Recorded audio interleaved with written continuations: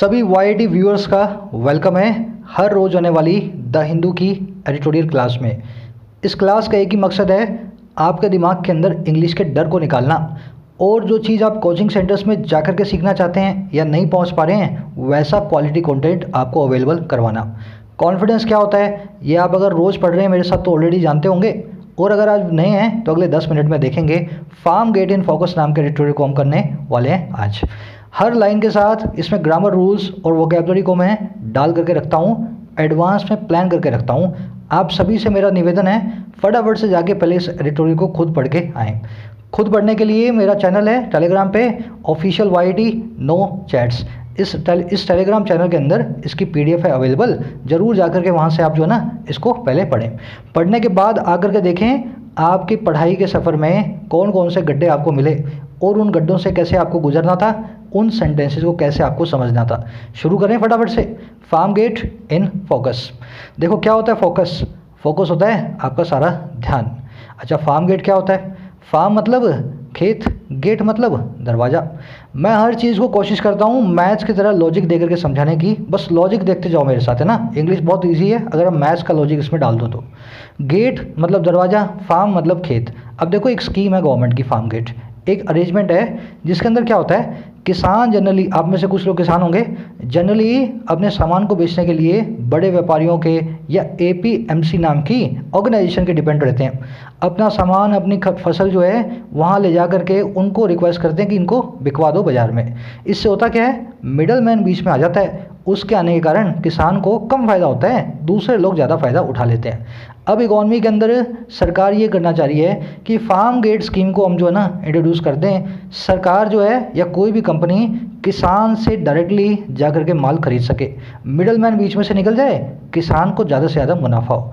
तो ये एडिटोरियल कह रहा है कि फार्म गेट जो अरेंजमेंट है ना, जिसमें अब किसान से सीधा अनाज लिया जाएगा, ये है फोकस के अंदर, इस पे दिया जा रहा है पूरा का पूरा ध्यान। समझ गए ना, इकोनॉमिक एडिटोरियल है। चलिए देखते हैं कौन दे रहा ध्यान। कह रहा move to amend the essential commodities act is fraught with risk. कह रहा जो मूव है ना, जो हरकत है और किस चीज़ की, अमेंड करने की, सुधार लाने की। अच्छा, किस में सुधार लाना है? एसेंशियल कमोडिटीज़ एक्ट में। ये खास एक्ट है ना, इसके अंदर कह रहे जो मूव है ना, इज़ वो क्या है, ये है फ्रॉड विद, ये है भरी हुई। अच्छा, किसके साथ भरी हुई? रिस्क के साथ, जोखमों के साथ। समझ गए सेंटेंस को? कह रहे जो हरकत आप कर रहे हो एसेंशियल कमोडिटी एक्ट्स को अमेंड करने की, वो हरकत भरी हुई है बहुत सारे जोखिम, बहुत सारे रिस्क के साथ। सेंटेंस को समझ लिया आपने। पहले मैं इसकी वोकैबुलरी बताऊंगा, फिर अपने ग्रामर के ऊपर आएंगे। वोकैबुलरी के अंदर नया वर्ड आया है फ्रॉड। फ्रॉड का मतलब क्या होता है? दो मतलब है इसके। एक तो किसी चीज़ का भरा होना किसी दूसरी चीज़ से, तब फ्रॉड विद लगेगा, है ना। और अगर फ्रॉड सीधे सीधे आ जाए एडजेक्टिव, उसका मतलब होता है भरा हुआ या बर्डन हुआ बहुत ही परेशानी या वरी से। आप सेंटेंसेस देखो बहुत अच्छे से समझ जाओगे। दे हैव, यहाँ पे ए लगाना था, they have a fraud relationship. उनकी एक परेशानियों भरी रिलेशनशिप है, एक बोझिल रिलेशनशिप है, एक ऐसी रिलेशनशिप है जिसमें सुख शांति नहीं है। समझ गए ना, फ्रॉड रिलेशनशिप।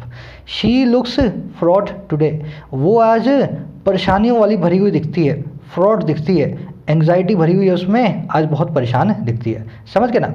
अब इसी फ्रॉड के आगे विद लगाता हूँ मैं। अब देखो इसका मीनिंग क्या निकलेगा। This journey is fraught with risk. ये जर्नी, अब यहाँ पे परेशानी वाली बात नहीं आ रही, यहाँ पे आ रही है भरी हुई है, क्योंकि आगे लग गया विद। ये सफ़र भरा हुआ है रिस्क के साथ, ये सफ़र भरा हुआ है जोखमों के साथ। एक और सेंटेंस देख लो। Your remark is fraught with contradictions. तुमने जो रिमार्क दिया, जो तुमने कहा, उसमें कॉन्ट्राडिक्शंस भरे हुए हैं, तुम्हारी बात ही उल्टी जा रही है ना। तो अगर आप इन 4 सेंटेंसेस को किसी डायरी के कोने में लिख लेते हो, इस फ्रॉड वर्ब को, एडजेक्टिव को आप कभी नहीं भूलेंगे। बस यही तरीका है, लंबी रेस है ये, है ना। इसमें कोई शॉर्टकट्स नहीं है। आगे मैं आपसे बात भी करूँगा आज आपसे, ना, कुछ मेरे दिल की बात है, अपने आगे करेंगे। तो शॉर्टकट्स नहीं है इसके अंदर, आपको इस रास्ते से होकर गुजरना पड़ेगा। आज आपको मैंने फ्रॉड वर्ड बताया, इसके सारे मीनिंग बताए। अब इसके बाद कुछ नहीं बचा इसके अंदर, सारा माल रेडीमेड तैयार है। फटाफट इसको कहीं लिख डालो और इसको रिवाइज करो हर 10-15 दिन से। सेंटेंस में देखने वाली दूसरी चीज़, सब्जेक्ट है ग्रीन, वर्ब है पिंक। पूरे एडिटोरियल का सब्जेक्ट और वर्ब ऑलरेडी मार्क्ड है। ये इसलिए किया मैंने क्योंकि सब्जेक्ट और वर्ब अगर आपका दिमाग ऑटोमेटिकली नहीं पकड़ पाता है तो आप इंग्लिश के अंदर झक मार रहे हो।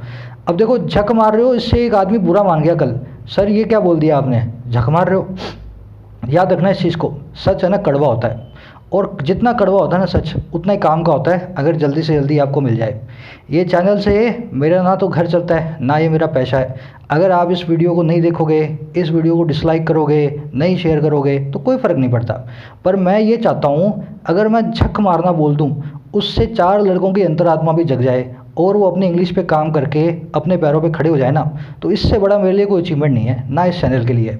तो बुरा मानना है तो बुरा मान लो, सच मानना है तो सच मानो, पर सच यही है, अगर आप सब्जेक्ट और वर्ब नहीं पकड़ रहे हो, आप इंग्लिश में झक मार रहे हो, है ना। झक मारने का ये मतलब नहीं है आप अपने ऐसी तैसी करवा रहे हो। झक मारने का मतलब ये है आप मेहनत करने के बावजूद जो पाना चाहते हो वो नहीं पा पाओगे, गलत काम कर रहे हो आप।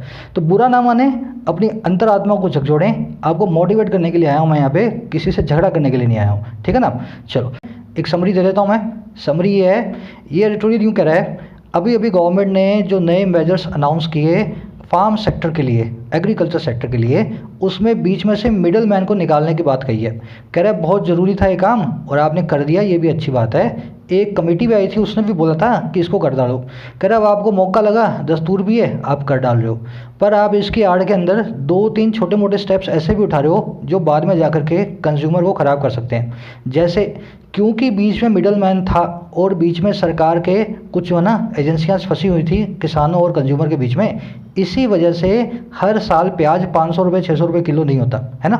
हर साल नहीं होता, 1 साल 2 साल छोड़ के वो भी 150 रुपये किलो होता है। और आपको हर रोज़ खाने पीने की जो चीज़ें हैं, दालें हैं, अनाज है, वो कभी भी बहुत ज़्यादा महंगे नहीं जाते हैं, क्योंकि सरकार का बीच में रेगुलेशन था। कह रहा अगर आप इसकी आड़ में इसको हटा दोगे ना रेगुलेशन को, और आप ये सोच रहे हो किसानों को फ़ायदा मिलेगा, हो सकता है लॉन्ग टर्म में पूरी इकॉनमी को नुकसान हो जाए। क्योंकि अपने इंडिया में चोर तो बहुत हैं, है ना, बसे हुए हैं, होर्डिंग करने वाले, कालाबाजारी करने वाले। वो फ़ायदा उठा करके अगर दाम को बढ़ा गए तो आपके हाथ में कुछ भी नहीं है, घोड़े की लगाम आप छोड़ रहे हो, समझ गए ना। तो बस इसकी यही समरी है आज की, जो करो फूंक फूंक के करना, ऐसा कुछ काम मत कर डालना कि आप जो है लेने के देने पड़ जाए ना, ऐसा काम मत कर देना। समरी को कोशिश करें कमेंट सेक्शन में लिखने की, आप लिखेंगे तो बेहतर बनेंगे, लिखते लिखते आपको लिखने की राइटिंग स्किल्स आपकी अच्छी होगी। चलिए शुरू करते हैं। कह रहा scientist objective of using the कोविड-19 crisis to usher in an Atmanirbhar Bharat saw finance minister Nirmala Sitharaman focus Friday's tranche of announcements on farm sector reforms. बहुत सिंपल है, अगर आप मेरी अप्रोच से फॉलो करोगे तो। सेंटर का जो ऑब्जेक्टिव है, जो मकसद है, अच्छा किस चीज़ का, ऑफ लगा के बताएगा, यूज़ करने का, इस्तेमाल में लेने का, अच्छा किस चीज़ को, इस क्राइसिस को, तूफान को, आफत को, जिसका नाम है कोविड-19। अच्छा इस्तेमाल में कैसे लेना है इसको, ये टूल लगा के बताएगा। अशर इन करने के लिए, इंट्रोड्यूस करने के लिए, लॉन्च करने के लिए, अच्छा किसको, एक आत्मनिर्भर भारत को, एक सेल्फ रिलायंट इंडिया को। कह रहे जो ऑब्जेक्टिव है ना, अब इसकी वर्ब आ गई 100। इस ऑब्जेक्टिव ने देखा, इसने गवाह बना ये किसका, फाइनेंस मिनिस्टर निर्मला सीतारमन के फोकस करवाने का, और किस चीज़ को, फ्राइडे की ट्रांच को, फ्राइडे को आने वाली इंस्टॉलमेंट को, और किस चीज़ की, उन अनाउंसमेंट की, उन ऐलानों की, अच्छा किस चीज़ पे थे, जो फार्म सेक्टर रिफॉर्म्स पे थे, समझ गए ना। तो ये इसने काम करवाया है सेंटर के ऑब्जेक्टिव ने। इसने देखा निर्मला सीतारमन साहब ने, मैडम ने पूरी तरह से फोकस किया फ्राइडे की ट्रांच को उन अनाउंसमेंट पे जो थी फार्म सेक्टर के रिफॉर्म्स पे। सेंटेंस में आ जाओ अब देखने वाली चीज़ों के ऊपर। सब्जेक्ट वर्ब आप देख ही रहे हो, ये एक स्पेशल स्ट्रक्चर है जो आपको कई बार करवा चुका हूँ। जिन्होंने नहीं सुना मेरे से उस स्ट्रक्चर को वो कन्फ्यूज होंगे, ये ऑब्जेक्टिव और सा कैसे आ गए। देख लो फटाफट, आप इस सेंटेंस को देखते ही समझ जाओगे। सी, वॉच, हियर और लिसन, ये 4 ऐसी स्पेशल वर्ब्स हैं, देखो इस तरह से यूज़ होती हैं। We saw them beat the man, हमने वी सॉ देम, उनको देखा उस आदमी को बीट करते हुए, उस आदमी को मारते हुए। शी सॉ, यहाँ पे सॉ आना था, she saw me play guitar, उसने मुझे देखा एक गिटार को प्ले करते हुए। ये चारों वर्ब्स ऐसे ही काम करती है ना, we saw them, she saw me, they listens them, है ना, इस तरीके से बनता है। अगर यहाँ पे बीटिंग लगा दूँ वो भी आता है, उसके लिए मैंने आपको बताया जब जब सॉ, वॉच, हियर और लिसन के आगे अब देम के बाद, वी के बाद, मतलब बीटिंग यूज़ कर रहे हो, वर्ब की आईएनजी फॉर्म यूज़ कर रहे हो, तो उसका मतलब क्या है, बीट करते हुए देखा, कब मारना शुरू किया, कब मारना ख़त्म किया, ये नहीं देखा, है ना। बस वो जा रहे थे, हम जा रहे थे और वो आदमी को मार रहे थे, तो हमने देखा वो मार रहे थे। पर जैसे ही मैंने आईएनजी फॉर्म हटा दी यहाँ से, इसका मतलब क्या है, शुरू से लास्ट तक मारते हुए देखा। जब पहला थप्पड़ मारा और लास्ट में जब उसको छोड़ा, तब से लास्ट तक हमने शुरू से देखा। वैसे इसने मुझे गिटार बजाते हुए देखा, जब मैंने गिटार उठाया और रखा, पूरे के टाइम मेरे साथ में थी। यहाँ पे अगर प्लेइंग होता तो इसका मतलब क्या होता, मैं गिटार बजा रहा था, ये वहाँ से जा रही थी, इसने मुझे देख लिया बजाते हुए, समझ गए ना। बस इसने ऑब्जेक्टिव ने भी यही किया है, इसने देखा निर्मला सदरमन को शुरू से लास्ट तक पूरा फोकस करवाते हुए फ्राइडे की जो इंस्टॉलमेंट है ट्रांस को इस फार्म सेक्टर रिफॉर्म्स पे। फार्म सेक्टर होता है एग्रीकल्चर सेक्टर, रिफॉर्म्स होते हैं सुधार, ट्रेंच का मतलब होता है इंस्टॉलमेंट। 2 दिन पहले वर्ड आया था अशर इन। अब इस सेंटेंस को याद करने के लिए इस फ्रेजल वर्ब को आपको बताता हूँ। अशर का मतलब क्या होता है, अशर का मतलब होता है दरबान, डोर कीपर, है ना। तो अशर इन यहाँ से फ्रेजल वर्ब बना दी हमने, उसका मतलब क्या होता है, किसी चीज़ को दरबान की तरह इंट्रोड्यूस करना या किसी चीज़ को लॉन्च करना, शुरू करना, इनिशिएट करना, समझ गए ना। फ्रेजल वर्ब है अशर इन, मतलब किसी चीज़ को इंट्रोड्यूस करना। बढ़े आगे, लॉजिक है हर चीज़ के पीछे, लॉजिक के साथ चलो, इजी है। कह रहे the centrepiece was 1 lakh crore fund to finance agriculture infrastructure projects at the farm gate and produce aggregation points. कह रहे जो सेंटर पीस था ना, सेंटर पीस मतलब बिल्कुल बीच में रखा हुआ पीस जिसके ऊपर सब फोकस है, फोकल पॉइंट है। तो कह रहे जो फोकल पॉइंट था ना, जिसका सब पे ध्यान था, वो क्या था, 1 लाख करोड़ का फंड। और क्यों, फिनांस करने के लिए एग्रीकल्चर इंफ्रास्ट्रक्चर प्रोजेक्ट को, कृषि के अंदर संरचना से रिलेटेड, इंफ्रास्ट्रक्चर से रिलेटेड प्रोजेक्ट्स को। और कहाँ पे, फार्म गेट नाम की अरेंजमेंट में। और क्या करने के लिए, और प्रोड्यूस करने के लिए एग्रीगेशन पॉइंट्स को। एग्रीगेशन पॉइंट्स कौन से पॉइंट्स हैं, जहाँ पे सब चीज़ें इकट्ठी होती हैं। सेंटेंस में आपको पढ़ा देता हूँ एक बार फिर से। ये एग्रीकल्चर थीम थोड़ी नई है, जिन लोगों ने एग्रीकल्चर के लिए कभी कुछ पढ़ा नहीं है, अब एक बार पढ़ोगे तो आपको थोड़ा आइडिया लगेगा। जो मेन फोकस की चीज़ थी वो 1 लाख करोड़ का फंड था, जो कि फाइनेंस करने के लिए था एग्रीकल्चर के इंफ्रास्ट्रक्चर प्रोजेक्ट्स को। यहाँ पे इस फार्म गेट नाम की स्कीम में, जिसकी हम बात कर चुके हैं, और इन पॉइंट्स पे जिनको हम कहते हैं प्रोड्यूस एग्रीगेशन पॉइंट्स। अब ध्यान से देखो, ये क्या होते हैं प्रोड्यूस एग्रीगेशन पॉइंट्स, ऐसे पॉइंट्स जहाँ पे प्रोड्यूस मतलब फसल, एग्रीगेट होती है, इकट्ठा होती है। 10 किसान, 20 किसान, 25 किसान एक जगह करके अपनी फसल रखेंगे, वहाँ से कंपनियाँ और सरकार और आप और हम लोग जा कर के सीधे किसान से इकट्ठा करेंगी माल, है ना, खरीदेगी। Produce aggregation points. एग्रीगेट का मतलब ये होता है इकट्ठा होना। अगर आपको याद हो, कॉलेज में आपकी एग्रीगेट मार्कशीट होती थी, है ना, फर्स्ट ईयर की अलग, सेकंड ईयर की अलग, थर्ड ईयर की अलग, लास्ट में एक एग्रीगेट मार्कशीट। वो ये बताती है तीनों साल के पॉइंट्स को, स्कोर्स को हम इकट्ठा कर दें तो आपकी कौन सी डिवीजन बनी है ग्रेजुएशन में। एग्रीगेट वर्ड वहीं से आया है ना, रिलेट करना। चलो, कह रहे given that the lack of adequate cold storage facilities continues to extract a high price on farmers. Given जब भी आ जाए उसका मतलब क्या होता है, सेंटेंस की शुरुआत में जो दिया गया देखते हुए। तो कह रहा है जो दिया गया देखते हुए, दैट वो ये बात की कि जो लैक है ना, जो कमी है, अच्छा किस चीज़ की, ऑफ सका बता रहा है, पर्याप्त कोल्ड स्टोरेज फैसिलिटीज़ की, sufficient in cold storage facilities की। कह रहे जो कमी है ना, ये कंटिन्यू करती है, ये कमी रखती है जारी। और क्या जारी करना, निकाल करके लाने को, एक्सट्रैक्ट करने को। अच्छा किसको, एक बहुत ही भारी कीमत को, हाई प्राइस को। अच्छा किसके ऊपर, ऑन फार्मर्स, हमारे किसानों के ऊपर। अच्छा और किसके ऊपर, द एग्रेरियन इकॉनमी, इस कृषि इकॉनमी के ऊपर, इस खेती से होने वाली अर्थव्यवस्था के ऊपर। और किसके जरिए, बाय वे ऑफ, जरिए पोस्ट हार्वेस्ट लॉसेस के, ऐसे नुकसानों के जो हार्वेस्ट, कटाई के पोस्ट बाद में आते हैं। और ख़ास करके कहाँ, स्पेशली इन पेरिशेबल्स, खास करके उन आइटम्स में जो जल्दी ख़राब हो जाती हैं, जो हैं जबकि पेरिशेबल। सेंटेंस लंबा है, एक बार इतना पढ़ते हैं, फिर आगे का छोटा सा रह गया, आपको समझ में आ जाएगा। कह रहा है जो दिया गया देखते हुए वो ये बात की, जो कमी है कोल्ड स्टोरेज फैसिलिटीज़ की सफिशेंट, और जो कमी कंटिन्यू करती है, जारी रखती है, निकाल करके लाना एक बहुत भारी कीमत को किसानों के ऊपर और इस कृषि अर्थव्यवस्था के ऊपर, एग्रेरियन इकॉनमी के ऊपर, जरिए उन लॉसेस के, नुकसानों के जो पोस्ट हार्वेस्ट सेशन में होते हैं, जो कटाई छटाई के बाद होते हैं फसलों की, और ख़ास करके उन आइटम्स में जो जल्दी ख़राब हो जाती हैं, पेरिशेबल होती हैं। कह रहा है इस चीज़ को गिवन देखते हुए, कह रहा है the targeted outlay is a welcome step. जो अभी नया आउटले आया है ना, जो अभी हम खर्चा नया करने वाले हैं, आउटले मतलब एक्सपेंडिचर, कह रहे वो क्या है, एक वेलकम स्टेप है, सब उसका करते हैं वेलकम। अगर आप ध्यान से देखो तो सेंटेंस तो इतना सही है, the targeted outlay is a welcome step. ये जो ऊपर आया ना, सिर्फ और सिर्फ बताया कि इस चीज़ को देखते हुए इसलिए ये एक वेलकम स्टेप। सेंटेंस में आ जाओ ग्रामर के ऊपर। एक्सट्रैक्ट करने का मतलब होता है निकाल करके लाना। जैसे this refinery extracts natural gas from the oil. इस रिफाइनरी में नेचुरल गैस को एक्सट्रैक्ट किया जाता है, निकाल करके लाया जाता है ऑयल में से। The doctor decided to extract the rotten tooth.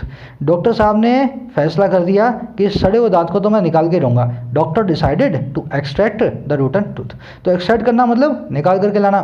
तो ये कमी है ना, ये निकाल करके ला रही है एक बहुत बड़े प्राइस को फार्मर के ऊपर, फार्मर के, किसान के कंधे पे। समझ गए ना, ऐसे बना हुआ है। एग्रेरियन क्या होता है, एग्रीकल्चरल को एक स्पेशल वर्ड है एग्रेरियन, वन वर्ड सब्स्टिट्यूशन है। एग्रेरियन इकोनॉमी मतलब ऐसी इकोनॉमी जो खेती के ऊपर चलती है, जैसे कि इंडिया की इकोनॉमी है।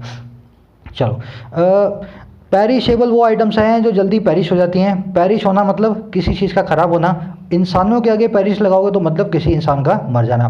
तो कौन से आइटम्स पेरिशेबल है, सब्जियां, फल, दूध, जो जो चीज़ें फार्म सेक्टर से रिलेटेड हैं, डेयरी सेक्टर से रिलेटेड हैं, वो सब आइटम्स हैं पेरिशेबल, अगर वो फ्रिज के बिना, कोल्ड स्टोरेज के बिना ख़राब हो जाती हैं। आउटले वर्ड का मतलब होता है expenditure as a noun form. अगर मैं इसकी वर्ब फॉर्म बना दूं तो इसका उल्टा कर देते हैं हम, ले आउट। ले आउट एक फ्रेजल वर्ब है, इसका मतलब दो होते हैं, किसी चीज़ को स्पेंड करना, खर्चा करना, या किसी चीज़ को डिज़ाइन करना। बढ़े आगे, चलो। The decision to channel the funds to agriculture cooperatives, farmer producer organization, rural entrepreneurs and startups is also encouraging. कह रहे जो डिसीजन आया ना, जो फैसला आया चैनल करने का, चैनल करना मतलब किसी चीज़ को गाइड करना, किसी चीज़ को भेजना। कह रहा है जो फैसला आया है चैनल करने का, भेजने का, डायरेक्ट करने का, गाइड करने का, पैसों को, फंड्स को, और किसमें, एग्रीकल्चर कोऑपरेटिव्स में। ऐसी कोऑपरेटिव जो संस्थाएं हैं जो एग्रीकल्चर से रिलेटेड है। अच्छा, और किसमें, फार्मर प्रोड्यूसर ऑर्गेनाइजेशंस में। ऐसी ऑर्गेनाइजेशंस जिसमें सारे के सारे फार्मर मिलकर के प्रोड्यूस करते हैं। और किसमें, रूरल एंटरप्रेन्योर्स में, गाँव में बैठे बैठे जो नए एंटरप्रेन्योर्स आ रहे हैं ना आजकल, गाँवों में पढ़े लिखे लोग जो काम कर रहे हैं उनमें। और किसमें, स्टार्टअप्स में, है ना, ऐसे ही गाँवों में होने वाले स्टार्टअप्स में। कह रहा है जो डिसीजन है ना, इज़ ऑल्सो एनकरेजिंग। ये डिसीजन भी बहुत ही एनकरेजिंग है, बहुत ही हमें उत्साह या हौसला देने वाला है। अच्छा, क्यों, कह रहा है एज, क्योंकि it lays the onus of creating appropriate infrastructure और logistic solution largely on the principal beneficiaries the farmers themself. क्योंकि ये जो है ना, इट कौन, ये डिसीजन, ये ले करता है, ये फिक्स करता है, ये बिछा देता है ऑनर्स को, जिम्मेदारी को, किस चीज़ की, क्रिएट करने की, बनाने की, एप्रोप्रिएट, सही इंफ्रास्ट्रक्चर को, है ना, जो संरचना को, जो है ताने बाने को, ढांचे को, और किसको, उस सॉल्यूशन को जो रिलेटेड है लॉजिस्टिक्स से, जो रिलेटेड है चीज़ों के एक जगह से दूसरे जगह जाने पे। कह रहा है ये जो ऑनर्स है ना, इसको लेस करता है, और किसके ऊपर, मोटे तौर के ऊपर उन पर जो कि हैं प्रिंसिपल बेनिफिशरीज, जो हैं मेन लाभार्थी। बेनिफिशरी कौन होता है, जिसको किसी चीज़ का बेनिफिट मिले। अच्छा, बेनिफिशरीज हैं कौन, ये भी इसने बता दिया, द फार्मर्स देमसेल्फ, किसान जो कि खुद है। सेंटेंस छोटा लंबा है पर बहुत सिंपल सेंटेंस है। अगर आपको उसको मैं 5 सेकंड में समझाना चाहूँ तो ऐसे बनेगा। डिसीजन बहुत ही एनकरेजिंग है, इन चीज़ों को चैनल करने वाला, फंड्स को बहुत ही एनकरेज करने वाला है, क्योंकि ये डिसीजन बिछा देता है जिम्मेदारी को सही इंफ्रास्ट्रक्चर और लॉजिकल सॉल्यूशन को बनाने की, मोटे तौर पे मेन लाभार्थियों पे, बेनिफिशियरीज पे, जो कि किसान खुद है। समझ गए सेंटेंस को। अब कोई गवर्नमेंट ऑफिसर का काम नहीं है कि कैसे प्राइवेट इंफ्रास्ट्रक्चर, एप्रोप्रिएट इंफ्रास्ट्रक्चर आपके फार्म गेट के लिए बनेगा। किसान खुद डिसाइड करेगा इस तरह से मेरा इंफ्रास्ट्रक्चर आप बनाओ ताकि मैं अपना माल बेच पाऊँ। तो प्रिंसिपल बेनिफिशियरी किसान ही अब डिसाइड करेगा इस काम को। सेंटेंस पे देखने वाले वर्ड्स पकड़ें। ऑन अस कितनी बार बताया मैंने आपको, शायद 15 बार बता चुका। ऑन मतलब ऊपर, अस मतलब हमारे, जो चीज़ हमारे ऊपर है मतलब हमारी रिस्पॉन्सिबिलिटी है। ऑन अस मतलब रिस्पॉन्सिबिलिटी, फॉर्मूला की तरह है, इसी तरह से याद करना है आपको। ऑन अस मतलब जिम्मेदारी। लॉजिस्टिक्स मैंने आपको बता दिया, एक जगह से दूसरी जगह को टू एंड फ्रॉम ले जाना होता है लॉजिस्टिक्स। आगे बढ़ते हैं, ज़्यादा कुछ है नहीं इसमें। बेनिफिशरी वो होता है जिसको फ़ायदा मिलता है ना। गवर्नमेंट की स्कीम है उज्ज्वला, आपने सिलेंडर लेकर के आए 800, 500, 1000 रुपये का, उस स्कीम के आप बेनिफिशरी हो गए, आज से आपने उस स्कीम में फ़ायदा उठा लिया। कह रहे the minister also unveiled a 10,000 crore scheme to promote the formalization of micro food enterprises। ये जो मिनिस्टर साहब हैं इन्होंने साथ ही साथ अनवेल कर दिया, पर्दा उठा दिया 10,000 करोड़ की स्कीम पे। अच्छा क्यों? प्रमोट करने के लिए। अच्छा किसको? फॉर्मलाइजेशन को, फॉर्मल बनाने को, ऑफिशियल बनाने को, और किनको? माइक्रो फूड एंटरप्राइजेस को। साथ ही साथ इन मिनिस्टर साहब ने इस अनवेलिंग का काम भी कर डाला। अब देखो इसमें ज़्यादा घुसूंगा नहीं मैं। माइक्रो फूड एंटरप्राइजेस क्या होती हैं, आप इंटरेस्टेड होने चाहिए। अगर आप कॉम्पिटिशन एग्जाम की तैयारी करते हो जरूर से सर्च करना गूगल पे माइक्रो फूड एंटरप्राइजेस क्या होती हैं। लंबी हो जाएगी वीडियो, अपने इसको भी नहीं ले रहे हैं। इसने इनको कर दिया फॉर्मलाइज। अब ये अनऑर्गेनाइज वे में नहीं चलेंगी घर घर में, सरकार के लाइसेंस से चलेंगी अभी, है ना। सरकार पूरा फायदा देगी इनको। अनवेल करना क्या होता है? वेल मतलब पर्दा, अन मतलब उठा देना, किसी चीज़ के ऊपर से पर्दा उठा देना। रिवील कर देना, इंट्रोड्यूस कर देना, अशर इन कर देना, इसी को कहते हैं अनवेल करना। बढ़े आगे। कह suggesting a cluster approach focused in different regions on signature produce, Mr. Sitharaman said the goal was to assist unorganized enterprises in scaling up food safety standards to earn the product's certification and build brand value। थोड़ा सा complicated sentence है, ध्यान से देखना। Suggest करते हुए, suggest यहाँ पे सब्जेक्ट नहीं है, एक्चुअल में प्रेजेंट पार्टिसिपल है। सजेस्ट करते हुए किसको? एक ऐसी अप्रोच को जो क्लस्टर बेस्ड है। क्लस्टर का मतलब क्या होता है? एक ग्रुप। तो ग्रुप बेस्ड अप्रोच इन्होंने बनाई है। अलग अलग किसानों को अलग अलग ग्रुप्स में सेग्रीगेट करके फिर इन्होंने अपनी अप्रोच लगानी है। तो कह रहा है सजेस्ट करते हुए एक ऐसी क्लस्टर बेस्ड अप्रोच को जो कि फोकस्ड होगी अलग अलग रीजन्स पे, और किसकी? सिग्नेचर प्रोड्यूस की। रबी वालों को अलग कर देंगे, खरीफ वालों को अलग कर देंगे, गेहूँ वालों को अलग कर देंगे, चावल वालों को अलग कर देंगे, है ना। कह रहा है ऐसा करते हुए सीतारमन सेठ ने कहा, क्या कहा इन्होंने कि गोल था ना, जो मकसद था वो था असिस्ट करना अनऑर्गेनाइज एंटरप्राइजेस को, ऐसे बिजनेस व्यापारों को, एंटरप्राइजेस को जो अभी भी ऑर्गेनाइज नहीं है, सरकार के नीचे लाइसेंस लेके काम नहीं करते। अच्छा क्यों भी असिस्ट करना? किस काम में? स्केल अप करने में, एक लेवल ऊपर लाने में उनके फूड सेफ्टी स्टैंडर्ड्स को। अच्छा क्यों? ये क्यों करेंगे? ताकि वो अर्न कर सकें प्रोडक्ट सर्टिफिकेशन को और बिल्ड कर सकें ब्रांड वैल्यू को। समझ रहे हो? इसने क्या किया है? अलग अलग किसानों को, छोटे बड़ों को अलग अलग कर दिया। क्लस्टर बेस्ड अप्रोच को सजेस्ट किया इसने, निर्मला सीतारमन ने। और ऐसा सजेस्ट करते हुए साइमल्टेनियसली इसने ऐसा कह दिया कि हमारा गोल ये है, जो घर घर में छोटे मोटे काम होते हैं ना, फार्म सेक्टर से रिलेटेड, कहीं बीड़ी बनती है, कहीं पर छोटी मोटी खेती होती है छोटे खेत के अंदर, ऐसे अनऑर्गेनाइज एंटरप्राइजेस को हम कर देंगे क्या? इनको करेंगे असिस्ट, ताकि ये अपना फूड सेफ्टी स्टैंडर्ड्स अच्छा कर पाएँ। जो भी प्रोड्यूस करें वो अच्छा प्रोड्यूस करें, उसका सेफ्टी स्टैंडर्ड्स अच्छा हो। और इससे इनको मिलेगा क्या? इनके प्रोडक्ट को हम गवर्नमेंट का ISI मार्का देंगे और साथ में इनकी ब्रांड वैल्यू इंक्रीज होगी। अब ये खुले में नहीं बिकेगा, अच्छे पैकेट में बिकेगा, उनको पैसा भी खूब मिलेगा। तो सबका फायदा हो, हमको अच्छा प्रोडक्ट मिले, इनको अच्छा पैसा मिले। समझ गए ना? पीछे का मीनिंग पकड़ना है, आगे बढ़ते हैं। स्केल अप नोट कर लें, इसका मतलब क्या होता है? लेवल अप करना, रैंप अप करना, किसी चीज़ को एक दर्जा ऊपर लाना। कह रहे द पैकेज दो may be more beneficial in the longer term than providing any immediate relief from the lockdown exacerbated distress in the rural hinterland। कह रहे अब देखो आगे आगे जा रहा है ना, थोड़ी थोड़ी अच्छी वोकैबुलरी आ रही है। कह रहे जो पैकेज है ना, फिर भी हालांकि वो मे भी हो सकता है मोर बेनिफिशियल, ज़्यादा बेनिफिशियल लंबे टर्म में, लॉन्गर टर्म में, बजाय देन अच्छा किसके? प्रोवाइड करने के कोई भी फटाफट इमीडिएट रिलीफ को, फटाफट से किसी जो है राहत को। और किससे? इस लॉकडाउन से एक्सेसरबेट की हुई, इस लॉकडाउन से ख़राब बनी हुई डिस्ट्रेस को, डिस्टर्बेंस को, एंग्जाइटी को। और कहाँ पे? रूरल हिंटरलैंड में, दूर दराज के ग्रामीण प्रदेशों में। एक बार रिपीट कर दूं, पैकेज फिर भी जो है ना बेनिफिशियल लंबे वक्त में होगा, बजाय छोटे वक्त में कोई बेनिफिट मिले जो लॉकडाउन के कारण ख़राब हालात बने उनके अंदर, हमारे गाँवों में, हिंटरलैंड में, रूरल हिंटरलैंड्स में। अब देख लो सेंटेंस की ग्रामर, सेंटेंस की वोकैबुलरी। हिंटरलैंड क्या होती है? ऐसी एक जगह जो हिंटर में हो, लैंड हो जो हिंटर में हो। इसका मतलब क्या है? दूर दराज की, एकदम रिमोट प्लेसेस में, फार फ्लंग। तो रूरल हिंटरलैंड मतलब गांवों के अंदर के भी छोटे छोटे जो गांव होते हैं, बस्तियां होती हैं, उसको कहते हैं रूरल हिंटरलैंड्स। एक्सेसरबेट आपको मैंने कई बार बता दिया, किसी चीज़ को ख़राब से ख़राब बनाना, बद से बदतर बनाना। तो लॉकडाउन एक्सेसरबेटेड डिस्ट्रेस है, ये लॉकडाउन के कारण ख़राब से ख़राब बनी हुई है। आज सुबह हमने एक प्रोनाउन पे वीडियो की, जिसके अंदर लाइव वीडियो की थी मैंने, बहुत लोगों ने आकर के देखी, मुझे भी बहुत अच्छा लगा, आपको भी बहुत अच्छा फील लगा होगा। उस वीडियो के अंदर मैंने आपको बताया था देन को एसएससी और बैंक्स आज भी कंजंक्शन मानते हैं, प्रेपोजिशन वाला रोल इसका डिफाइन नहीं किया हुआ उन्होंने, इसीलिए he is taller than I लिखते हैं, मी नहीं लिखते, जबकि दोनों सही होते हैं। मैंने आपको बताया था आपको एग्जाम के हिसाब से he is taller than I को समझना है, पर यहाँ देखो देन प्रोवाइडिंग, देन के बाद में जेरेंड बना हुआ है, इसको एक प्रेपोजिशन मान करके इसने जो है ना यूज़ किया है, कंजंक्शन मान के यूज़ नहीं किया, क्योंकि ये तो तैयारी नहीं कर रहा है एसएससी बैंक्स की, तो इसको तो कैसे भी मान लेना, जो सही है वो मानेगा ये, है ना। तो सुबह वाली चीज़ रिवाइज करें, देन को एसएससी बैंक्स कंजंक्शन मानता है सिर्फ और सिर्फ। वीडियो के लास्ट के क्विज़ के आंसर्स चैनल पे अपडेट हो गए हैं, आप जाएंगे कम्युनिटी टैब में, उसमें एक पोस्ट रखी है, इसमें सारे के सारे आंसर्स है ना, इन आंसर्स को जाकर के देखें, और अगर वीडियो नहीं देखी है तो जरूर से जाकर के वीडियो को जरूर चेकआउट करें। प्रोनाउन चैप्टर हमने शुरू कर दिया आज से। बढ़े आगे, कह रहे crucially the minister also announced 3 reform proposals that are ostensibly aimed at enabling better price realisation for farmers.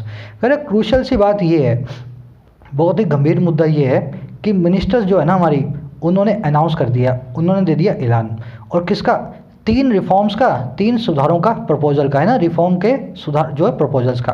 अच्छा कौन से प्रपोजल हैं, जो कि देखने में एम्ड एट हैं, ऑस्टेंसिवली मतलब देखने में ऐसा लगते हैं, अंदर से हमें नहीं पता, कह रहे जो कि देखने में लगते हैं कि वो एम्ड एट हैं। अच्छा किस चीज़ पे, इनेबल करने पे, बनाने में, सक्षम बनाने में, किसको, बेटर प्राइस रियलाइजेशन को, फार्मर्स के लिए, फार्मर्स के लिए कीमत को, पैसे को अच्छे तरीके से वो रियलाइज़ कर पाएँ, ज़्यादा पैसा कमा पाएँ, है ना। अच्छा कैसे करेंगे इनेबल, रिमूव करके रेस्ट्रिक्शंस को, रुकावटों को। अच्छा और कैसे, एंड फैसिलिटेट करके, फैसिलिटेटिंग इन्हांस्ड मार्केट फ्रीडम को, ज़्यादा बढ़ी हुई मार्केटिंग की आज़ादी को। समझ गए सेंटेंस को। कह रहा बड़ी क्रूशियल सी बात ये है, मिनिस्टर साहब ने अनाउंस कर दिया है 3 रिफॉर्म के प्रपोजल को, जो देखने में लगता है ऑस्टेंसिवली, उनका एक ही मकसद है, कैसे फार्मर्स को प्राइस अच्छे से रियलाइज़ करवाया जाए, उनकी फसल का अच्छा कीमत दिलवाया जाए। और कैसे करवाएंगे ये रिमूव कर देंगे रेस्ट्रिक्शंस को, और फैसिलिटेट कर देंगे, इनको जो है ज़्यादा फैसिलिटी देंगे, कैसी, बढ़ी हुई मार्केटिंग करने की फ्रीडम का। किसान खुद जाकर के अपना बोर्ड लगा करके लिख सकता है, मेरे यहाँ से कनक ले जाना 15 रुपये दूंगा मैं, बाजार में 18 की होगी, मैं 16 में दूंगा। समझ गया ना, मतलब एग्जांपल दे रहा हूँ मैं आपको। तो कह रहा है बड़ी क्रूशियल बात है, गंभीर बात है। अभी आगे बताएगा क्यों गंभीर है। सेंटेंस में देखने वाला एक ही वर्ड है, ऑस्टेंसिवली, एडवर्ब है यहाँ पे, देखने में ऑस्टेंसिवली एक ही बात है, इसके अब सिनोनिम बता देता हूँ आपको, सीमिंगली और अपेरेंटली, मतलब कोई चीज़ हमें देखने में लगती है, पीछे नहीं पता इसके क्या होगा, आगे अंदर की बात नहीं जानते। कह रहा है these include amendments to 1955 vintage essential commodities act that would effectively hollow out the legislation. कह रहे ये जो तीनों चीज़ें हैं ना, ये 3 रिफॉर्म्स हैं, ये इंक्लूड करते हैं, इनमें शामिल है।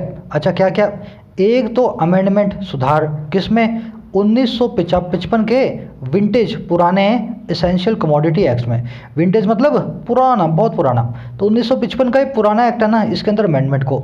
अच्छा कौन से अमेंडमेंट है, that would effectively hollow out, जो कि असरदार तरीके से हॉलो आउट कर देंगे, ख़त्म कर देंगे, किसको, इस लेजिस्लेशन को, इस कानून को। और कैसे, डी रेगुलेट करके, रेगुलेशन से बाहर निकाल के, कंट्रोल से बाहर निकाल के, सीरियल्स को, पल्सेस को, ऑयल सीड्स को, एडिबल ऑयल्स को, अनियंस को एंड पोटैटोस को, आलू, प्याज, दालें, ऑयल सीड, सब के सब जो है ना, रिफाइंड तेल, इन चीज़ों को अब डी रेगुलेट कर देंगे, मार्केट के हिसाब से इनका प्राइस हुआ करेगा। शायद कल को 500 रुपये का रिफाइंड तेल मिले, आपको खरीदना पड़ेगा, मतलब इसी रेट पे मिलेगा।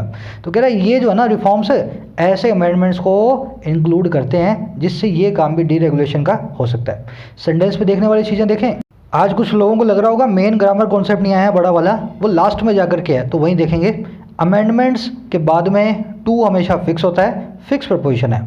हॉलो आउट करने का मतलब क्या होता है, हॉलो आपने सुना होगा ना, हॉलो सिलेंडर, खाली खोखला सिलेंडर। आपने जो मेंसुरेशन के जो क्वेश्चन आते हैं ना उसके अंदर, जो आपने मैथमेटिक्स में वहाँ सुना होगा, हॉलो मतलब खोखला या खाली, हॉलो स्फीयर, है ना। हॉलो आउट का मतलब क्या है, किसी चीज़ को खोखला कर देना, खोखला करके उसमें से सामान को बाहर निकाल देना, मतलब किसी चीज़ को ख़त्म कर देना। हॉलो आउट का मतलब यही है, इतना खोखला बना देना कि वो किसी चीज़ की कोई काम ही ना रहे उसका। The government hollowed out the article 370 JNK, सरकार ने खोखला करके ख़त्म कर दिया 370 को JNK के अंदर। अंदर। अब होलो आउट का मतलब ये नहीं है इसकी खुदाई कर दी, इसको खोखला कर दिया, ये एक फ्रेजल वर्ब है, किसी चीज़ को इस तरह से खोखला करना, कमज़ोर बनाना कि वो ख़त्म ही हो जाए, होलो आउट। ठीक है ना। चलो कह रहे वाइल जहाँ the economic survey in January had recommended jettisoning the anachronistic act, the law has nonetheless remained a vital tool in government's armory for protecting consumers from irrational volatility in the prices of essentials by damping down on black marketers and hoarders। Sentence सबसे complicated है, यही है, ध्यान से देखना। जहां economic survey ने जो हुआ था जनवरी में, रिकमेंड कर चुका था वो निकाल फेंकने का, जेटिसन करने का, इस बेवक्त के, इस बिना मौके और दस्तूर के एक्ट को। क्यों? 1955 का एक्ट है, 2020 चल रहा है, क्या मतलब है इस एक्ट का? तो उन्होंने यह बोला था कि निकाल के फेंको इसको, खिड़की से बाहर फेंको, जेटिसन कर दो इस बिना बात के एक्ट को, एन एक्रोनिस्टिक एक्ट को। ध्यान से आके देखेंगे रूट क्या होती है। कह रहे जहाँ ऐसा था, कह रहे लॉ जो है ना, फिर भी हमारा जो कानून है ना, वो फिर भी ये वाला कानून है, फिर भी नॉनदलेस हाउएवर बना रहा, वो रिमेन रहा एक बहुत ही महत्वपूर्ण टूल, बहुत ही महत्वपूर्ण कदम, किसके? सरकार की आर्मरी में, सरकार की तरकश में, सरकार के आर्सेनल में। और किस काम के लिए? प्रोटेक्ट करने के लिए, महफूज करने के लिए कंज्यूमर्स को। अच्छा, किस चीज़ से? बिना बात की, बिना लॉजिक की वोलेटिलिटी से, बिना लॉजिक के चेंजेस के। और कौन से चेंज? जो आते हैं प्राइसेस में और किस में? इसेंशियल्स में, ज़रूरी चीज़ों में। तो कह रहे बावजूद इस चीज़ के इसने फिर भी सरकार के तरकश में ऐसे टूल रखे हुए थे जिससे कंज्यूमर को प्रोटेक्ट करती थी बिना बात की वोलेटिलिटी से, जो इसेंशियल कमोडिटीज़ में आती है, जो प्राइसेस में चेंज आते हैं। अच्छा, कैसे करती थी सरकार ये काम? ये करती थी टैंप डाउन, ये करती थी दबाने का काम, प्रेशर डालने का काम। और किस पे? ब्लैक मार्केटर्स पे और होर्डर्स पे। ये कौन है? एक तो काला बाजारी करने वाले, होर्डर्स वो होते हैं जो इकट्ठा करके माल को रख लेते हैं। तो इन दोनों पे इस लॉ के कारण सरकार के पास शिकंजा कसने का थोड़ा सा स्कोप था। तो कह रहे भले ही खराब लॉ था पर इसकी कुछ अच्छाइयाँ भी इस लॉ की थी। अब देखो सेंटेंस के अंदर देखने वाली जो है ना वोकैब पे, वोकैब बहुत अच्छी आई है इसमें। जेटिसन करना क्या होता है? ये वर्ड एक्चुअल में जेट से ही बना है। जेट इंजन से जब कोई चीज़ बाहर निकलती है जो काम की नहीं होती ना, उसको कहते हैं जेटिसन करना। एयरप्लेन से कोई चीज़ जेटिसन हो गई तो मतलब वो चीज़ को बाहर फेंक दिया गया है। जेटिसन का मतलब ये होता है to throw away something with force, धक्का मारे किसी चीज़ को बाहर फेंकना। To throw something out of the window, ऐसा भी इसके लिए एक फ्रेज यूज़ करते हैं, throw something out of the window. Synonym क्या होंगे इसके? एबेंडन करना, एब्डिकेट करना, त्याग करना, डिस्कार्ड किसी चीज़ को फेंक देना। समझ गए ना जेटिसन वर्ड को? जेट से आप इसको रिलेट करके रखें, धक्का मारे किसी चीज़ को फेंकना। रिकमेंड एक ऐसी वर्ब है अपने बाद हमेशा जर्न लेगी, तो रिकमेंडेड टू जेटिसन नहीं आएगा, रिकमेंडेड जेटिसनिंग आएगा। एनाक्रोनिस्टिक ये क्या होता है? देखो मैंने खबरी पे एक सीरीज चलाई हुई है रूट वर्ड्स की, उसमें मैंने आपको एक रूट बताया था एन और आर्की, इन दोनों को मैंने मिला के बनाया था एनार्की। ऐसी जगह जहाँ पे कोई आर्की ना हो, एन का मतलब विदाउट, आर्की मतलब सरकार, जहाँ पे कोई सरकार ना हो। एनार्की मतलब डिसऑर्डर या अराजकता, याद है ना? वहाँ पे एन रूट से हमने विदाउट रूट से आर्की को जोड़ के एनार्की बनाया था। अब देखो उसी एन रूट के आगे अपने क्रोनो नाम के रूट को लगाएंगे। क्रोनो मतलब टाइम, क्रोनो मतलब वक्त। क्रॉनिक पेन कौन सा पेन होता है? जो लंबे वक्त से चल रहा हो। क्रोनो से क्रॉनिक बना है, लंबे वक्त से चलने वाला। क्रोनोलॉजी क्या होती है? Study of time. क्रोनोलॉजी का मतलब होता है हिस्ट्री की चीज़ों को समय के अनुसार पढ़ते जाना। पहले बाबर आया, फिर अकबर आया, फिर जहांगीर आया, फिर शाहजहां आया, फिर समझ लो ना, तो क्रोनोलॉजी बोलते हैं उसको। सब के सब किससे बने हैं? टाइम से बने हैं। अब वही हमने यहाँ पे एक्रोनिज्म के आगे एन लगा दिया। अब देखो इसका मतलब क्या हो गया? क्रोनो प्लस में एन। बात हो गई वो चीज़ जो बिना वक्त की हो, विदाउट वक्त की हो, बे वक्त की, है ना? वक्त के आगे बे, मतलब कोई ऐसी चीज़ जो नए दौर में भी पुरानी हो। 1955 का एक्ट 2000 में चल रहा है, 2020 में चल रहा है, वो एक्ट हो गया एनाक्रोनिस्टिक। समझ गए ना? ही वोर क्लोथ्स ऑफ एनाक्रोनिस्टिक स्टाइल, वो कपड़े पहनता था बिना वक्त के। ऐसे कपड़े थे जो आज के अंदाज के हिसाब से, ज़माने के हिसाब से बिल्कुल सही नहीं है। धोती पहनता होगा, कुर्ता पहनता होगा, है ना? तो इसको, इस वर्ड को आपको इस तरह से पकड़ना है, एनाक्रोनिस्टिक को। देखो मैं आपको सीधे सीधे ही बता सकता था, बहुत जगह बहुत यूट्यूब पे वीडियोस पढ़ी हैं, आपको बता देगा एनाक्रोनिस्टिक मतलब एन प्लस क्रोनो। पर मैं आपको ऐसे बताना चाह रहा हूँ, अब आपको ना फिर कोई ना तो किसी किताब में पढ़ना पड़े, ना कभी डिक्शनरी खोलनी पड़े इस वर्ड के लिए। अगर आप रूट वर्ड्स को सीखना चाहते हो इसी तरीके से खबरी पे जाकर के फॉलो कर लेना, वहीं पे मैं रूट वर्ड्स की क्लास हर रोज़ चला रहा हूँ, ठीक है ना। आगे बढ़ें, वर्ड याद होगा ना एनाक्रोनिस्टिक क्या होता है। चलो, कह रहा है आर्मरी बता देता हूँ आपको, तरकश बोलते हैं आपकी, जहाँ पे आप अपना गोला बारूद रखते हो उसको कहते हैं आर्मरी। इसी के लिए एक सिनोनिम अपने पास आर्सनल है ना, आपके सारे गोला बारूद जो असला है आर्सनल। चलो, इरेशनल होती है जिस चीज़ में रेशनल ना हो, जिस चीज़ में लॉजिक ना हो। इरेशनल का मतलब इलॉजिकल। वोलेटिलिटी की होती है मतलब चेंज, कैप्रिशियसनेस, टेम्परामेंट, किसी चीज़ के बदलने की क्वालिटी, वोलेटिलिटी। अस्थिरता बोलते हैं हिंदी में। टैम्प डाउन मतलब होती है फ्रेजल वर्ब, मैंने बता दिया, किसी पे प्रेशर डालना, किसी चीज़ पे फोर्स डालना। जब आप बोरी के अंदर सामान भरने की कोशिश कर रहे होते हो मिट्टी, तो आप क्या करते हो, बीच में बार बार मिट्टी को दबाते हो ताकि और सामान उसमें आ सके, बस ये वही टैम्प डाउन है। इस तरह से प्रेशर सरकार ब्लैक मार्केटर्स के ऊपर डालती थी। कह रहा while the act's provisions do have scope for an overzealous bureaucracy to harass even an honest exporter. जहाँ पे इस एक्ट की कलमों में है प्रोविज़न और क्या है, स्कोप है इसके अंदर, और किस चीज़ का, इसमें स्कोप है, गुंजाइश है एक ऐसी ब्यूरोक्रेसी की जो है ओवर जेलस। ओवर जेलस मतलब जरूर से ज़्यादा जिसमें झील है, एंथुजियाज्म है, उत्साह है। तो इसमें स्कोप है इस तरह के अफसर बाबुओं के लिए, और किस काम को करने का, हरास करने का, परेशान करने का, यहाँ तक कि एक ईमानदार एक्सपोर्टर को। अच्छा, कौन सा एक्सपोर्टर ईमानदार, who may have paid a fair price, जिसने पे किया होगा, दिया होगा एक फेयर प्राइस को, टू द फार्मर, किसानों को, and stocked produce for shipment overseas, और स्टॉक किया होगा पैदावार को, प्रोड्यूस को, फसल को शिपमेंट करने के लिए देश से बाहर। कह रहे जहाँ पे ऐसा है। अच्छा, आगे कह रहे हैं total deregulation for food grains is fraud with the risk of future inflammatory food price spikes. कह रहे टोटल डीरेगुलेशन का काम है ना, टोटली डीरेगुलेट करने का काम है सारी की सारी फूड ग्रेन्स को, वो भरा हुआ है उस जोखिम से जो है फ्यूचर में फूड प्राइसेस के स्पाइक्स का। और कैसा स्पाइक, कैसा उछाल, जो कि इन्फ्लेशनरी है, इन्फ्लेशन से आएगा। सेंटेंस रिपीट कर देता हूँ, डरना मत और शर्माना तो बिल्कुल मत, है ना। 2 बार पढ़ना, 3 बार पढ़ना लाजमी है सेंटेंस को। जहाँ पे इस एक्ट की प्रोविज़न, उनमें है स्कोप, पूरा उनके अंदर गुंजाइश है एक ज़रूरत से ज़्यादा ओवर जेलस ब्यूरोक्रेसी की, ऐसा बाबू, ऐसा अफसर जिसमें बहुत सारा जील है, एंथुसियाज्म है ना, काम करूँ मैं। और किस चीज़ की स्कोप है, ये हरास कर सकता है यहाँ तक कि एक ऑनेस्ट व्यापारी को, एक्सपोर्टर को, जिसने हो सकता है बिल्कुल सही प्राइस दिया हो फार्मर्स को और इकट्ठा कर लिया हो उसकी फसल को ताकि विदेशों में जाकर के बेच पाए, है ना। ज़रूर इस एक्ट के अंदर ये कमी थी। कह रहा लेकिन जिस एक्ट को पूरी तरह से हटा दोगे ना, डीरेगुलेशन कर दोगे फूड ग्रेन्स का, हर रोज़ खाने वाली चीज़ों का, तो ये डीरेगुलेशन है ना, ये भरा हुआ है उस रिस्क से, जोखिम से, जो कि फ्यूचर में फूड प्राइसेस के स्पाइक से रिलेटेड है, उछाल से रिलेटेड है, due to inflation, due to महंगाई। अब समझ गए सेंटेंस को। टोटल डीरेगुलेशन है, यहाँ पे क्या है, यहाँ पे एक सब्जेक्ट। आजकल मेरे कुछ स्टूडेंट्स हैं जिनको मैं दे रहा हूँ ये वाला काम, क्या करने का, सब्जेक्ट वर्ब मार्क करने का। छोटी मोटी वो गलतियाँ करते हैं, बाद में मैं चेक करता हूँ, उसके बाद भी मेरे से ना कुछ गलतियाँ रह जाती हैं, है ना। चलो, कोशिश कर रहे हैं वो, ये अच्छी बात है। अब दूसरी चीज़, इसमें वोकैबुलरी देख लें, ज़्यादा कुछ आया नहीं। ओवर जेलस, जरूर से ज़्यादा जेलस, जरूर से ज़्यादा एंथुसियास्टिक। ओवरसी, सी के ऊपर से 7 समंदर पार। शिपमेंट ओवरसी का मतलब क्या है, ऐसा शिप में माल जो विदेशों में जाएगा, है ना, ओवरसीज। और इसमें कुछ भरा नहीं हुआ, आगे बढ़ते हैं। अब देखो ग्रामर कॉन्सेप्ट इसी लाइन के अंदर है। The other 2 proposals are also of concern. कह रहे जो दूसरे 2 प्रपोजल आए ना, वो भी बड़े कंसर्न के हैं। कितने प्रपोजल थे, 3 प्रपोजल थे। पहला वाला तो आपने बता दिया। कह रहे जो दूसरे 2 आए हैं ना, जो बचे हुए 2 हैं वो भी कंसर्न थे।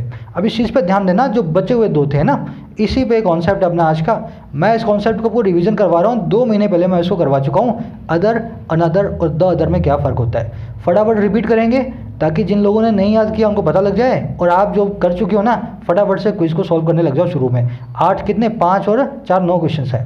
पहले मैं एक बार फटाफट आपको कॉन्सेप्ट रिपीट करवा देता हूँ।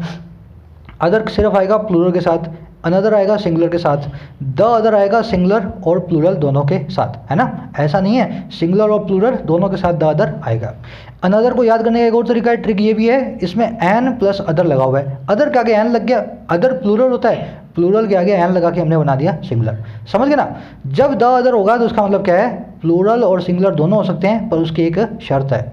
फटाफट से पहले इन 4 क्वेश्चंस को आप सॉल्व करेंगे, यही वीडियो को पॉज करके, फिर मैं आपको बताता हूँ ताकि आपको हमेशा ये कॉन्सेप्ट याद रहे। चलो बिल्कुल भी ऐसा मत सोचना मैं नहीं करूँगा और मैं सीख जाऊँगा, आप नहीं सीखोगे, गारंटी लेकर के बता रहा हूँ मैं, अगर आप कोशिश खुद से नहीं कर रहे हो। Wise man learn from the mistakes of dash man while the fools from on. जो वाइज मैन होते हैं ना, समझदार लोग होते हैं, वो लर्न करते हैं मिस्टेक से, किसकी? दूसरे लोगों की। अदर, अनदर, द अदर, इसका मतलब दूसरे ही होते हैं ना। तो समझदार लोग दूसरों की गलतियों से सीखते हैं और जो फूल्स होते हैं वो खुद की गलतियों से सीखते हैं, ठीक है ना। अब यहाँ पे क्या आएगा? अदर, अनदर या द अदर। सबसे पहला काम क्या करना है? किसके लिए लगा ये देखना है। मैन तो प्लूरल होता है, तो यहाँ पे अनदर का तो कोई सवाल ही नहीं है, यहाँ लगेगा अदर या द अदर। अब देखो द अदर किसके लिए लगता है? जो चीज़ हो स्पेसिफिक। आपने दूसरे मैन की बात की है, क्या आपने बताया कौन से मैन? क्या आपने बताया कितने मैन? क्या आपने कोई भी इशारा किया कितने मैन हैं जिनसे ये जो सीखने वाले हैं? कोई बात ऐसी नहीं कर रहे हो, आप सीधे सीधे यहाँ पे अनस्पेसिफिक की बात कर रहे हो। अनस्पेसिफिक प्लूरल के लिए क्या लगेगा? Other man. समझ गए ना। अनदर इसलिए नहीं लगेगा क्योंकि मैन था, द अदर इसलिए नहीं लगेगा क्योंकि हमें नहीं पता कौन से मैन है, कितने मैन है। अगर हमें पता ही नहीं है तो हम द अदर की जगह क्या लगाएंगे? सीधे सीधे अदर को। अगला सेंटेंस देख लो। One half of the world does not know where dash half lives. Sentence का मतलब ये है, आधी दुनिया ये नहीं जानती बाकी की आधी दुनिया कहाँ रहती है। बहुत गरीब देश है दुनिया में, बहुत लोग पढ़े लिखे भी नहीं हैं, उन्होंने शायद मैप भी नहीं देखा, तो उन्हें पता ही नहीं है अफ्रीका के अंदर हम रहते हैं, तो अंटार्कटिका में भी कुछ लोग जो है ना वहाँ पे रहते हैं। तो आधी दुनिया को नहीं पता बाकी आधी दुनिया के बारे में। सेंटेंस का मतलब ये। मैं यहाँ पे लगाना चाह रहा हूँ अदर, अनदर, द अदर में से एक को। सबसे पहले मैं देखूंगा यहाँ पे हाफ को। हाफ के लिए आएगा तीनों में से एक। हाफ होता है सिंगुलर, सिंगुलर होता है तो मुझे अनदर या द अदर में से एक को चूज करना है। अदर का तो यहाँ पे काम है ही नहीं। अब ये बताओ ये स्पेसिफिक है या नहीं? ये जो हाफ है स्पेसिफिक है या अनस्पेसिफिक है? देखो मैंने दो हिस्से कर दिए दुनिया के, एक हिस्से के बारे में बताया, वो दूसरे हिस्से के बारे में नहीं जानता। जब जब ऐसी कंडीशन आए, दुनिया के आप दो हिस्से कर दो, किसी चीज़ के दो हिस्से कर दो, दो भाई हो, एक भाई के बारे में बात करो फिर दूसरे की बात करो, ऐसी चीज़ों के अंदर, ऐसे केसेस के अंदर अपने द अदर को यूज़ करते हैं, क्योंकि अब आप यहाँ पे स्पेसिफिक हो गए। कौन सा आधा हिस्सा? वो वाला आधा हिस्सा जिसकी बात हम यहाँ पे नहीं कर रहे हैं, वो वाले आधे हिस्से की बात हम यहाँ पे कर रहे हैं। समझ गए ना। इसलिए क्या लगाऊंगा? The other half. समझ गए। अगला सेंटेंस देखो।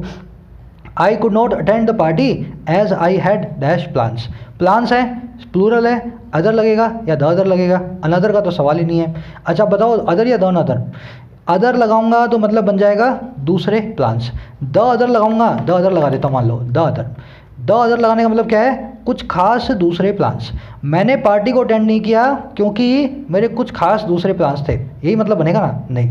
द अदर का मतलब ये है, इस सेंटेंस से आपको पता लग जाना चाहिए वो प्लान्स कौन से हैं खास वाले। क्या इस सेंटेंस से पता लग रहा है आपको कौन से खास वाले प्लान्स हैं? अगर वो खास वाले प्लान्स इस सेंटेंस से नहीं पता लग रहे तो यहाँ पे इस द का कोई काम नहीं है।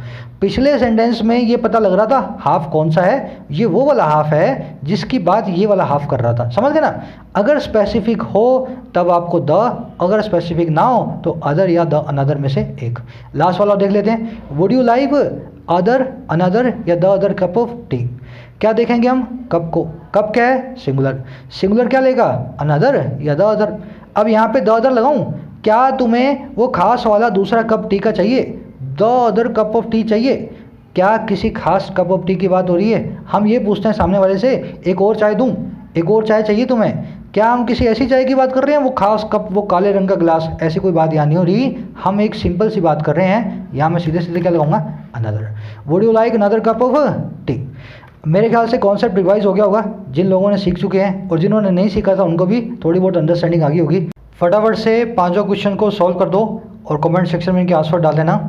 आंसर्स आपको मिल जाएंगे थोड़ी देर में कम्युनिटी टैब पे। जैसे आज आपको प्रोनाउन चैप्टर के मिले हैं, प्रोनाउन वीडियो के, वैसे इनके आंसर्स मैं कम्युनिटी टैब में अपडेट कर दूंगा।